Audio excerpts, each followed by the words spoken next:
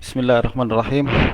Alhamdulillahirabbil alamin. Wassalatu wassalamu ala sayyidina maulana Muhammadin wa ala alihi wa sahbihi ajma'in. Rabbi anfa'na bima 'allamtana wa 'allimna ma yanfa'una warzuqna 'ilman yuqarribuna ilaika rabbal alamin. Allahumma faqihna fid din wa 'allimna ta'wil waftah 'alaina futuhal 'arifin bika rabbal alamin. Wa la haula wa la quwwata illa billahil 'aliyyil 'azim. Alhamdulillah, para sahabat sekalian yang dirahmati oleh Allah Subhanahu wa taala.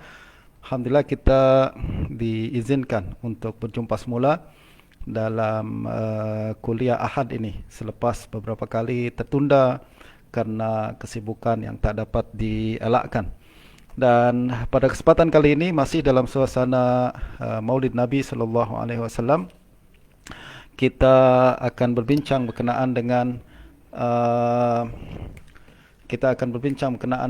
salah satu masih berkenaan dengan kitab Kemuliaan Al-Hadis karangan Al-Imam Al-Khatib Al-Baghdadi.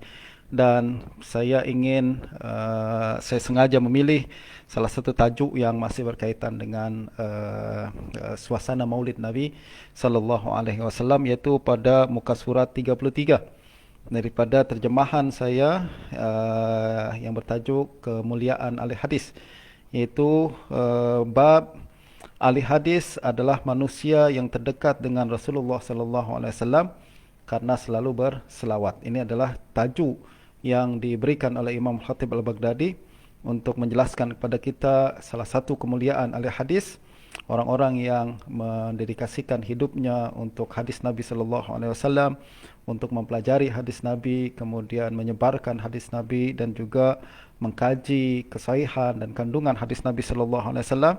Kata Imam Al-Khatib Al-Baghdadi, mereka adalah orang yang terdekat dengan Rasulullah sallallahu alaihi wasallam. Kenapa? Sebab mereka salah satunya suka tidak lepas daripada selalu berselawat kepada baginda Nabi sallallahu alaihi wasallam. Dan beliau kemudian meriwayatkan sebuah hadis daripada yang dengan sanadnya yang bersambung hingga ke Abdullah ibnu Mas'ud radhiyallahu anhu, bahawa Rasulullah sallallahu alaihi wasallam bersabda, "Inna awlan nasi bi yaumal qiyamah aktsaruhum salatan alayya. Inna awlan nasi bi yaumal qiyamah aktsaruhum salatan alayya." Yang bermaksud, sesungguhnya manusia yang paling rapat denganku pada hari kiamat ialah manusia yang paling banyak berselawat ke atas aku, kata baginda Nabi sallallahu alaihi wasallam. Sekali lagi, sesungguhnya manusia yang paling rapat denganku pada hari kiamat nanti ialah manusia yang paling banyak berselawat ke atas diriku, kata baginda Nabi sallallahu alaihi wasallam. Apabila meriwayatkan hadis ini, seorang ahli hadis, guru daripada Al-Khatib Al-Baghdadi, yaitu Imam Al-Hafiz Abu Nuaim Al-Isbahani, mengatakan hadis ini adalah kemuliaan besar yang dikhaskan untuk para perawi dan penyampai hadis Nabi.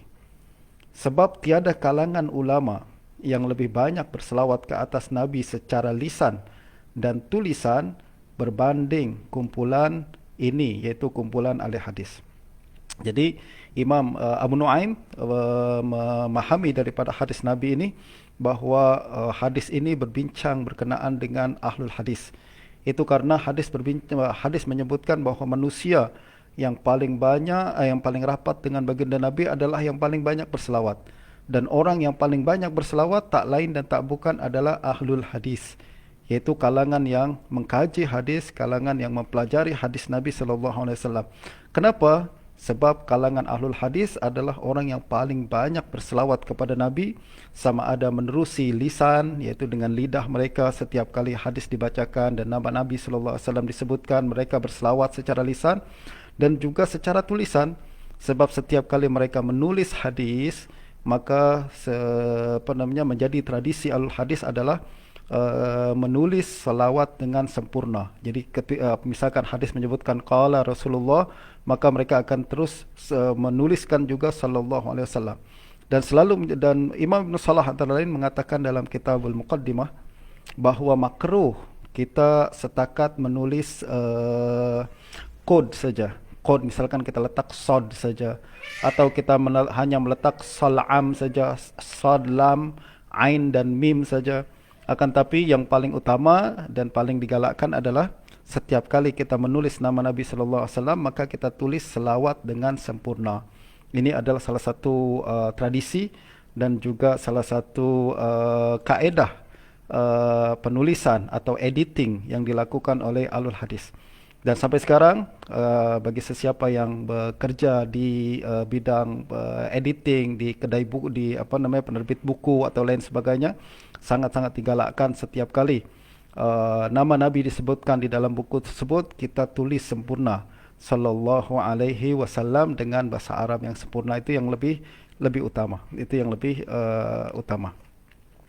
Nah, rekan-rekan sekalian, sekali lagi hadis ni kata Abu Nuaim adalah salah satu kelebihan Ahlul Hadis, yaitu mereka adalah orang yang akan menjadi manusia yang paling rapat dengan baginda Nabi nanti di akhirat, karena mereka adalah orang yang paling banyak berselawat kepada Nabi sallallahu alaihi wasallam di dunia.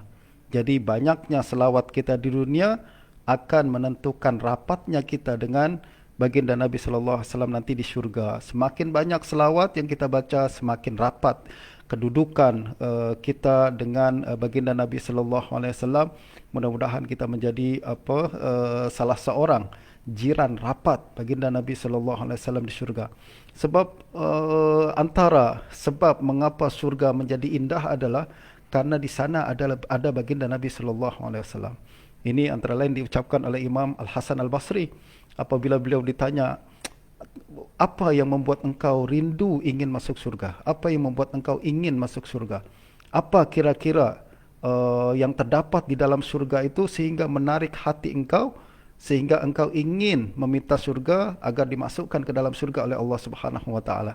Jawapan beliau adalah sangat ringkas. Beliau mengatakan, saya suka surga sebab di sana ada baginda Nabi sallallahu alaihi wasallam. Keindahan yang paling indah adalah apabila kita menjadi jiran rapat baginda Nabi sallallahu alaihi wasallam, dan perkara tersebut tidak mustahil untuk kita dapatkan, dan masih ada peluang untuk kita dapatkan pada kesempatan kali ini. Salah satunya adalah dengan memperbanyak selawat kita kepada baginda Nabi sallallahu alaihi wa alihi wasahbihi ajmain. Nah, perkara ini membawa kita kepada perbincangan berkenaan dengan kehebatan selawat. Apa sebenarnya sesuatu yang tersembunyi atau terkandung di dalam selawat Nabi sallallahu alaihi wasallam ni? Dan untuk perkara tersebut, maka mari kita merujuk kepada kepada Al-Quran, kitab Allah Subhanahu wa taala, yaitu Allah Subhanahu wa taala mengatakan dalam surah Al-Ahzab ayat yang ke-56. Allah Subhanahu wa taala berfirman, a'udzubillahi minasyaitonirrajim, innallaha wa malaikatahu yusalluna 'alan nabi ya ayyuhalladzina amanu sallu 'alaihi wa sallimu taslima. Yang bermaksud sesungguhnya Allah dan para malaikatnya bersalawat ke atas Nabi sallallahu alaihi wasallam. Wahai orang yang beriman, berselawatlah kepada baginda dan ucapkanlah salam ke atas baginda Nabi sallallahu alaihi wasallam.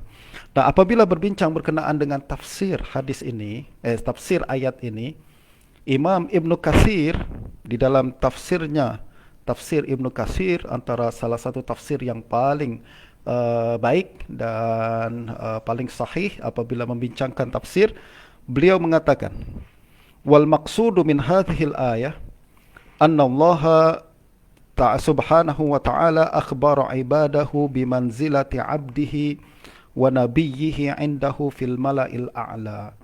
Beliau mengatakan makna kandungan ayat ini adalah Allah Subhanahu wa ta'ala hendak mengkabarkan kepada kita, memberitahu kita, memaklumkan kita berkenaan dengan kedudukan hambanya dan nabinya sallallahu alaihi wasallam di sisi Allah Subhanahu wa taala dan di sisi kalangan yang ada di langit. Di dalam kalangan yang ada di langit maksud di kalangan Malaul A'la, yaitu hamba-hamba Allah yang paling mulia, para malaikat yang ada di langit. Nah, ayat ini poin utamanya kata Imam Ibn Katsir adalah hendak memberitahu kita, memaklumkan kita berkenaan dengan betapa tingginya darjat baginda Nabi sallallahu alaihi wasallam di sisi Allah dan di sisi para malaikat. bi annahu yusni alaihi 'indal malaikatil muqarrabin, karena Allah Subhanahu wa taala memuji baginda Nabi sallallahu alaihi wasallam di hadapan para malaikat yang merupakan hamba-hamba Allah yang paling dekat. Bayangkan tuan-tuan sekalian ya, bagaimana Allah Subhanahu wa taala memuji baginda Nabi sallallahu alaihi wasallam di kalangan para malaikat yang paling rapat, yang paling dekat, yang paling tinggi darjatnya di sisi Allah Subhanahu wa taala. Di sisi mereka, di hadapan mereka, Allah memuji baginda Nabi. Itu makna innallaha wa malaikatahu yusalluna 'alan nabi. Sungguhnya Allah berselawat kepada baginda Nabi. Maksudnya adalah Allah memuji, meninggikan meninggikan darjat dan nama, menyebut nama-nama, menyebut-nyebut nama baginda Nabi sallallahu alaihi wasallam, dan memuji baginda, menyanjung baginda di hadapan para malaikatnya yang terdekat, para malaikatnya yang paling tinggi darjatnya sebagai makhluk-makhluk yang paling tinggi. Di hadapan mereka Allah memuji baginda Nabi sallallahu alaihi wasallam. Wa annal malaikata tusalli alaihi. Selain Allah Subhanahu wa taala memuji baginda Nabi, para malaikat pun berselawat kepada baginda Nabi sallallahu alaihi wasallam. Apa makna malaikat berselawat kepada baginda Nabi? Para ulama mengatakan salatul malaikah ad-du'a. Selawat malaikat adalah doa, panjatan doa. Mereka berdoa meminta kepada Allah Subhanahu wa taala untuk baginda Nabi sallallahu alaihi wasallam. Soalan, kenapa para malaikat berdoa untuk baginda Nabi? Sebab ini adalah salah satu bentuk ibadah untuk mereka. Walaupun para malaikat bukan mukallaf, tidak diwajibkan untuk melakukan ibadah-ibadah macam kita, tapi mereka mengucapkan selawat, berdoa untuk baginda Nabi agar darjat mereka menjadi semakin tinggi lagi di sisi Allah Subhanahu wa taala. Jadi Allah menjadikan selawat sebagai salah satu cara dan peluang bagi para malaikat untuk semakin tinggi darjat mereka di sisi Allah Subhanahu wa taala. Bagi siapa yang ingin meninggikan darjat di kalangan malaikat ini, mereka akan berselawat kepada baginda Nabi sallallahu alaihi wasallam, yaitu memintakan doa untuk baginda Nabi sallallahu alaihi wasallam. Ini menunjukkan betapa tingginya darjat baginda Nabi sallallahu alaihi wasallam di sisi Allah Subhanahu wa taala. Kemudian kata Imam Ibn Katsir, "Tsumma amara ta'ala ahlal 'alamis sufli bis salati wat taslimi alaihi." Selepas Allah Subhanahu wa taala memuji baginda Nabi, selepas malaikat yang ada di langit semua berselawat kepada baginda Nabi sallallahu alaihi wasallam untuk meninggikan darjat mereka di sisi Allah, kemudian Allah memerintahkan seluruh makhluknya yang ada di muka bumi untuk turut berselawat kepada baginda Nabi sallallahu alaihi wasallam. Untuk apa?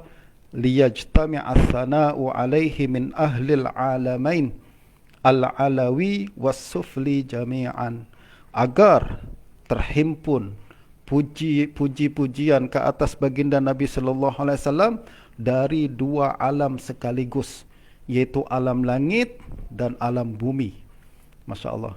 Jadi perintah Allah setelah mulakan dengan berselawat, kemudian malaikat semua yang ada di langit semua berselawat, juga sekarang diperintahkan kita bagi umat Islam yang ada di atas muka bumi ini untuk berselawat kepada baginda Nabi sallallahu alaihi wasallam agar terhimpun selawat dari dua alam sekaligus, alam langit al-alawi dan alam as-sufli, ya alam langit dan alam bumi. Mereka semua berselawat kepada baginda Nabi sallallahu alaihi wasallam. Ini menunjukkan darjat baginda Nabi adalah darjat yang sangat tinggi. Kita tak boleh merendahkan baginda Nabi SAW. Bahkan jangan sampai terdetik di dalam hati kita sesuatu yang boleh merendahkan baginda Nabi SAW dengan sesuatu ucapan-ucapan yang tidak sepatutnya kita ucapkan, dengan perbuatan-perbuatan yang tidak sepatutnya kita lakukan. Saya telah sebutkan sebelum ini bagaimana para sahabat Nabi menyadari ketinggian darjat baginda, justru mereka selalu menjaga adab kepada baginda Nabi. Sesetengah mereka berjanji untuk tidak pernah mengangkat suara lebih tinggi daripada baginda Nabi. Antara lain adalah Sayyidina Abu Bakar Siddiq. Beliau kalau bincang bersama baginda Nabi SAW, beliau mengucapkan ucapan dengan sangat halus sampai baginda Nabi kadang tak dengar apa yang diucapkan oleh Sayyidina Abu Bakar ni. Sebab nak jaga, ini darjat baginda Nabi bukan darjat manusia biasa. Dia adalah manusia yang telah ditinggikan oleh Allah Subhanahu wa taala, yang telah dimuliakan oleh Allah Subhanahu wa taala, bahkan dimuliakan oleh seluruh penduduk langit dan bumi sekaligus. Justru kita kena menjaga dan memperlakukan baginda Nabi sallallahu alaihi wasallam dengan perlakuan yang penuh adab, perlakuan yang penuh kesopanan. Jangan sampai lidah kita mengucapkan sesuatu yang menurunkan derajat baginda Nabi. Jangan sampai perbuatan kita ada sesuatu yang kita buat yang membuat baginda Nabi seolah-olah sesuatu yang kurang darjatnya di hadapan atau di mata orang lain. Nauzubillah. Nah, berkenaan dengan perkara ini tuan-tuan, salah satu cara untuk kita menunjukkan penghormatan kita kepada baginda Nabi adalah dengan memperbanyak selawat kepada baginda Nabi sallallahu alaihi wasallam. Dan sekali lagi, ini kembali kepada perbincangan kita berkenaan dengan ucapan Imam Khatib Al-Baghdadi bahawa tingginya kedudukan kita nanti di syurga adalah tergantung dengan berapa banyak kita berselawat kepada baginda sallallahu alaihi wasallam. Nah, dalam kesempatan ini, kalau kita merujuk lagi kepada tafsir Ibnu Katsir, beliau menyebutkan tuan-tuan pelbagai hadis, terlalu banyak hadis-hadis yang berbincang berkenaan dengan keutamaan selawat kepada baginda Nabi, dan juga beberapa masa-masa dan peluang-peluang atau bila saja masa yang digalakkan kita untuk berselawat kepada baginda Nabi sallallahu alaihi wasallam. Sebagiannya saya telah sebutkan di dalam kuliah yang sebelum ini. Nah, dalam kesempatan kali ini saya ingin menyebutkan beberapa masa atau kedudukan bila kita disunatkan berselawat kepada baginda Nabi sallallahu alaihi wasallam. Bila kita disuruh untuk melaksanakan membaca selawat kepada baginda Nabi sallallahu alaihi wasallam. Yang paling pertama adalah kita disuruh untuk berselawat kepada baginda Nabi sallallahu alaihi wasallam adalah di dalam salat kita. Kita sebagai pengikut mazhab Syafi'i berpandangan bahawa selawat ke atas Nabi di dalam tasyahud akhir hukumnya adalah rukun di dalam salat. Siapa yang tidak membaca selawat kepada baginda Nabi maka tidak sah salatnya. Betul tak? Jadi di akhir tu, di akhir tahiyat akhir kita akan mengucapkan Allahumma salli ala Muhammad wa ala ali Muhammad kama sallaita ala Ibrahim wa ala ali Ibrahim wa barik ala Muhammad wa ala ali Muhammad kama barakta ala Ibrahim wa ala ali Ibrahim fil alamin innaka Hamidum Majid. Itu adalah selawat yang paling sempurna yang diajarkan oleh baginda Nabi sallallahu alaihi wasallam kepada para sahabat, dan dia juga adalah selawat yang kita baca di dalam solat kita, yang mana dia adalah rukun menurut Imam Asy-Syafi'i. Menurut Imam Syafi'i, walaupun menurut beberapa mazhab yang lain mereka berpandangan bahawa dia hanya sunat saja, tapi kita sebagai pengikut mazhab Imam Syafi'i, maka dia adalah satu perkara yang rukun yang kita tidak boleh tinggalkan.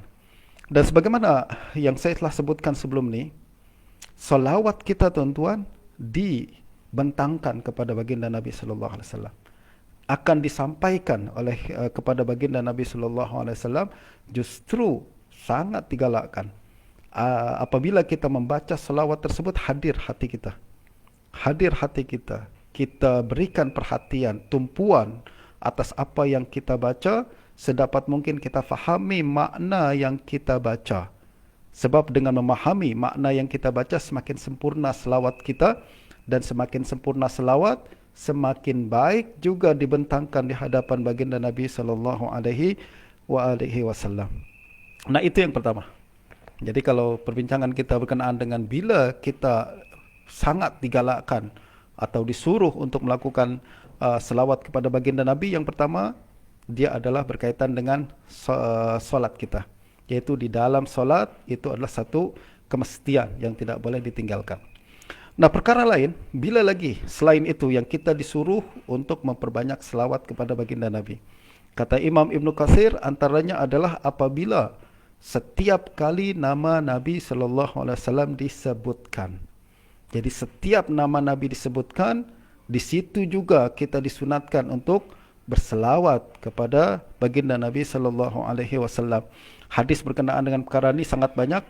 Antaranya diriwayatkan oleh Imam Tirmizi dan lain-lain daripada Sayyidina Ali radhiyallahu anhu, qala Rasulullah sallallahu alaihi wasallam, al-bakhil man zukirtu indahu thumma lam yusalli alayya.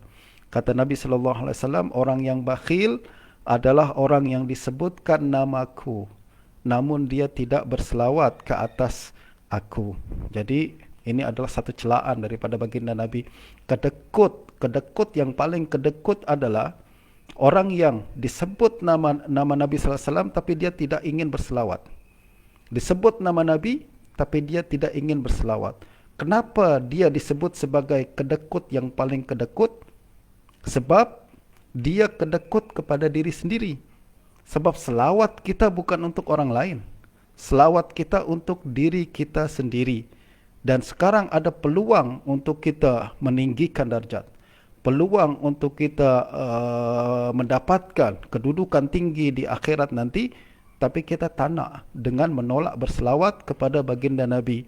Justru orang yang paling kedekut adalah orang yang tidak ingin berselawat. Sebab dia tidak ingin mendapatkan atau memberikan kebaikan untuk dirinya sendiri. Nah, selepas ini tuan-tuan, setiap kali nama Nabi disebutkan, kita ucapkan, kita iringi dengan sebutan sallallahu alaihi wasallam. Sama ada kita sendiri yang menyebut nama Nabi sallallahu alaihi wasallam ataupun kita dengar orang lain menyebut nama Nabi, kita pun berselawat dengan mengucapkan sallallahu alaihi wasallam. Nah, yang ketiga, bila lagi kita disunatkan, sangat disunatkan untuk berselawat kepada baginda Nabi sallallahu alaihi wasallam. Kata Imam Ibn Katsir adalah apabila selepas azan. Jadi selepas azan itu juga peluang keemasan untuk kita mengucapkan selawat kepada baginda Nabi sallallahu alaihi wasallam dengan sempurna. Imam Muslim meriwayatkan daripada Abdullah bin Amr bin As radhiyallahu anhuma bahwa Nabi sallallahu alaihi wasallam bersabda, "Idza sami'tum muazzinan faqulu misla ma yaqul, thumma sallu alayya." Kata Nabi sallallahu alaihi wasallam, apabila engkau mendengar muazzin melaungkan azan, faqulu misla ma yaqul, maka ucapkanlah seperti mana yang dia ucapkan. Yakni apabila muazzin berkata Allahu akbar, kita pun ucapkan Allahu akbar, Allahu akbar. Kalau dia mengucapkan hayya 'alas salah, hayya 'alal falah, kita ucapkan la haula wala quwata illa billah.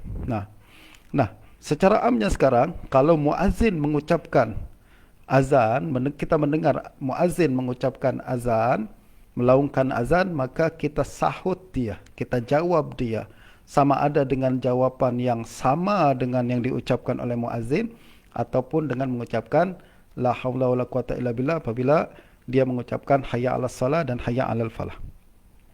Lalu kata Nabi sallallahu alaihi wasallam, summa sallu alayya. Selepas azan tu selesai, maka solat berselawatlah ke atasku. Bacalah selawat kepada Nabi sallallahu alaihi wasallam.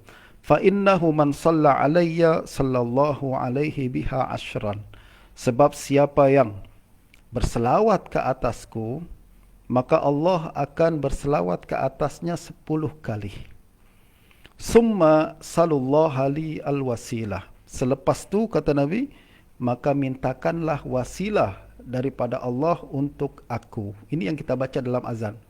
Maknanya tuan-tuan, selepas azan selesai, jadi muazzin mengucapkan la ilaha illallah, kita pun mengucapkan la ilaha illallah, terus kita selawat Allahumma salli ala Muhammad wa ala ali Muhammad, baru kemudian kita doa azan. Allahumma rabb hadhihi da'wati tammah wa salatil qa'imah ati Muhammadanil wasilata wal fadilah, dan seterusnya. Tuan-tuan ya. Jadi doa azan sunatnya adalah dimulakan dengan selawat.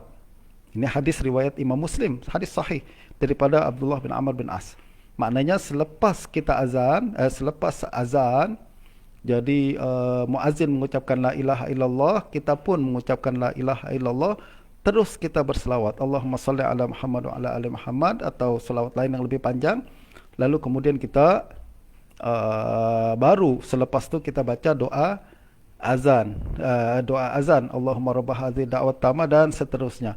Sebab hadis tu menyebutkan demikian. Kata Nabi, summa sallu alayya fa innahu man shalla alayya sallallahu alaihi biha ashran summa salullaha li alwasilah. Kata Nabi, salawatlah kepadaku, kemudian mintalah wasilah untukku daripada Allah Subhanahu wa taala. Itu yang kita sebutkan, wa ba'athul maqamal mahmud allazi wa'adta, atau apa, Allahumma rabb hadhihi da'wat tamah salatil qa'imah ati Muhammadan alwasilah wal fadilah. Itu adalah permintaan seperti mana yang disuruh oleh baginda Nabi, yaitu ya Allah, bagilah wasilah kepada baginda Nabi sallallahu alaihi wasallam. Nah, soalan, apa yang dimaksud dengan wasilah? Ini disebutkan dalam hadis Nabi ini, fa innaha manzilatun fil jannah la tanbaghi illa li'abdin min ibadillah. Kata Nabi sallallahu alaihi wasallam, sesungguhnya wasilah adalah satu kedudukan di surga yang paling tinggi, yang hanya diberikan kepada satu orang saja, hamba Allah Subhanahu wa taala. Jadi wa arju an akuna anahu, dan saya harap kedudukan itu adalah untuk saya. Jadi kata Nabi SAW, wasilah adalah kedudukan paling tinggi di surga yang Allah siapkan hanya untuk satu orang saja. Hanya untuk satu orang saja. Ini kedudukan paling tinggi hanya untuk satu orang saja, bukan untuk 2 atau 3 orang. Tak, ini untuk satu orang saja. Maknanya ini kedudukan untuk best of the best of the best of the best. VVVVIP. Yang tak ada lagi kedudukan yang lebih tinggi daripada itu di surga, dan hanya untuk satu orang saja. Nah, kata Nabi sallallahu alaihi wasallam, wasilah tu saya harap Allah bagi kepada saya. Justru mintakan kepada Allah agar Allah bagi perkara tersebut kepada saya. Faman sa'ala li al-wasilah halat alaihi syafa'ah.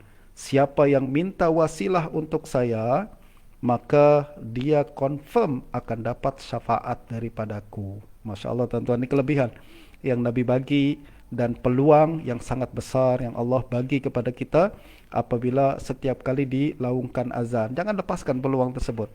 Jadi sekali lagi, sekarang kita kena biasakan yang baru, norma baru ni, yaitu selepas azan selawat, lalu baru baca doa azan seperti mana yang kita baca, yang kita ucapkan. Dan yang paling penting adalah baca dengan kefahaman, dengan kesadaran penuh. Mudah-mudahan peluang untuk mendapatkan syafaat daripada Nabi sallallahu alaihi wasallam Allah berikan kepada kita dan ahli keluarga kita semua. Nah, yang terakhir, jadi tadi selawat digalakkan dalam solat, kemudian selawat digalakkan ketika disebut nama Nabi, kemudian selawat digalakkan selepas azan. Apalagi yang digalakkan untuk kita membaca selawat? Yang keempat adalah ketika kita menutup doa. Jadi kalau kita berdoa, sunatnya adalah tutup doa tersebut dengan selawat. Jadi doa ni kepada Allah Subhanahu wa taala, buka dia dengan selawat, lalu tutup dia juga dengan selawat. Dan ini juga disunatkan. Ada sebuah hadis, tuan-tuan, riwayat Imam Tirmizi daripada Sayyidina Umar bin Khattab radhiyallahu anhu secara mauquf, yakni ucapan Sayyidina Umar. Beliau mengatakan, ad-du'a mauqufun bainas sama'i wal ard la yas'adu minhu syai' hatta tusalli ala nabiyyika sallallahu alaihi wasallam. Kata Sayyidina Umar bin Khattab radhiyallahu anhu, sebuah doa permintaan yang kita panjatkan kepada Allah akan bergantung di antara langit dan bumi, tak akan naik kepada Allah melainkan kalau kita bacakan selawat ke atas baginda Nabi sallallahu alaihi wasallam. Maknanya selawat adalah salah satu kunci untuk memustajabkan doa kita. Justru setiap kali kita berdoa, mulakan dia dengan selawat dan akhiri dia dengan selawat. Mudah-mudahan dengan diiringi selawat di awal dan di akhir, semua permintaan kita Allah kabulkan, dan apa yang kita minta diberi, dan segala sesuatu yang kita harapkan untuk Allah bagi kepada kita ataupun ahli keluarga kita dikabulkan oleh Allah Subhanahu wa taala. Saya rasa masa saya sudah habis pada kesempatan kali ini. biarlah tak terlalu panjang agar kita boleh menghadam perbincangan kita ni dengan lebih baik, dan paling penting adalah bagaimana kita coba amalkan di dalam kehidupan kita seharian agar nampak perubahan pada diri kita, pada keluarga kita dan pada masyarakat kita secara amnya. Mohon maaf kalau ada kekurangan. Kita berjumpa semula insya-Allah pada minggu hadapan. Wabillahi taufiq wal hidayah. Assalamualaikum warahmatullahi wabarakatuh. Wassallallahu ala sayyidina Muhammadin wa alihi washabihi ajma'in. Wassalamualaikum warahmatullahi wabarakatuh.